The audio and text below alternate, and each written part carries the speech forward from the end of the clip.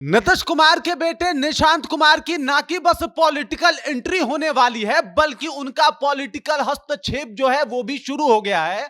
और आपको बता दूं, तेजस्वी यादव से लेकर तेज प्रताप यादव तक का आप जवाब दे रहे हैं। और यही नहीं, वो एनडीए से ये गुजारिश भी कर रहे हैं कि भाई साहब, सीएम फेस जो है वो मेरे पिता को बनाया जाए और ये कहा जाए कि मुख्यमंत्री इस बार अगर एनडीए की सरकार आती है तो नीतीश कुमार ही बनेंगे। और ये बहुत बड़ी बात है, क्योंकि अब जो है लगभग ये तय हो गया है कि उनकी पॉलिटिकल एंट्री तो हो ही जाएगी।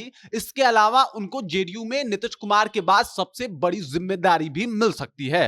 पूरी जानकारी क्या है, सब कुछ आपको विस्तार पूर्वक बताएंगे, लेकिन उससे पहले मेरा परिचय जान लीजिए। मेरा नाम है रजत और आप जनता जंक्शन देख रहे हैं। आपको बता दूं कि कल भागलपुर प्रधानमंत्री नरेंद्र मोदी आए थे और वहां पे उन्होंने भाषण में बोला था कि नीतीश कुमार हमारे लाडले मुख्यमंत्री हैं। और इसको लेके जो है वो निशांत कुमार से मीडिया सवाल पूछती है कि भाई साहब, आपके पिताजी को लाडले मुख्यमंत्री कह के संबोधित किया है प्रधानमंत्री नरेंद्र मोदी ने। तब निशांत कुमार कहते हैं कि बिल्कुल उन्होंने सही कहा है और यह बात सच भी है कि मेरे पिताजी आए हैं तो बिहार में बहुत ज्यादा विकास हुआ है, लेकिन इस बार जो है और ज्यादा विकास करना है और इस बार जो है जनता को और ज्यादा सपोर्ट भी करना पड़ेगा। वो बताते हैं कि 43 सीटों के बाद भी मेरे पिताजी रुके नहीं और अथक प्रयास करते रहे बिहार को विकसित बनाने के लिए, बिहार में विकास करने के लिए, बिहार के लोगों की जरूरतों को समझने के लिए। और वो लगातार ये चाहे कि बिहार को किसी भी तरीके से बेहतर बनाया जाए। और अब जब एक बार फिर से चुनाव होने वाला है तो अब बस 43 सीटों से काम नहीं चलने वाला, बल्कि बिहार की जनता को बढ़ चढ़ के इस वोट में हिस्सा लेना पड़ेगा और एनडीए के साथ जो है उनको कहीं ना कहीं जाना भी पड़ेगा, जेडीयू का समर्थन भी करना पड़ेगा। और इस वजह से जो है एक बार फिर से मेरे पिताजी को मुख्यमंत्री बनाया जाना चाहिए। उन्होंने ये भी कहा कि भाई साहब, सिर्फ एनडीए ही नहीं बल्कि जेडीयू वाले भी ये एकदम से घोषित कर दे कि हमारे पिताजी के फेस पे ही चुनाव हो रहा है। एनडीए वाले भी ये बात कहें कि भाई साहब, नीतीश कुमार ही मुख्यमंत्री बनेंगे और इसको लेके चुनाव हो। ये बहुत बड़ा बयान है, क्योंकि आमतौर पे निशांत कुमार जो है वो राजनीति से काफी दूर रहते हैं। वो राजनीति से कोसों दूरी बना के रखते हैं और राजनीति के ऊपर जब उनसे पहले कोई सवाल पूछा जाता था तो वो एकदम से पास कर देते थे, उसके ऊपर कोई सवाल जवाब करते ही नहीं थे।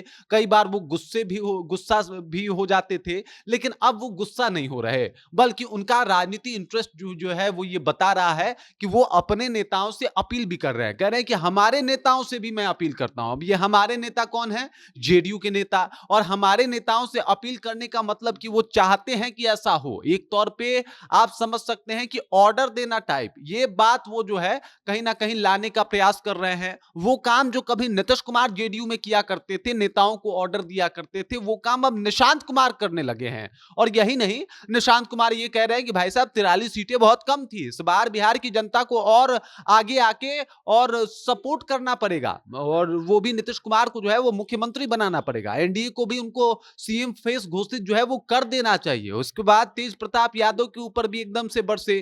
तेजस्वी यादव को तो वो पहले ही जवाब दे चुके हैं। तेज प्रताप यादव ने उन्हें कहा था कि भाई साहब, निशांत कुमार युवा हैं, उनको हमारे पार्टी में आ जाना चाहिए और हमारी पार्टी ज्वाइन करना चाहिए। इसके ऊपर निशांत कुमार ने कहा कि अब तेज प्रताप यादव बताएंगे हमको कि हमें क्या करना चाहिए। समझ जाइए कि तेज प्रताप यादव के ऊपर सीधे उन्होंने निशाना साधा और कहा कि भाई साहब, ये लोग अपने पार्टी में काम वाम करते हैं, ये लोग हमको थोड़े बताएंगे कि हमें क्या करना है, वो तो हम डिसाइड करेंगे कि हमें क्या करना है। ये बहुत बड़ा बयान है, सीधे तौर पे तेज प्रताप यादव को टारगेट करना।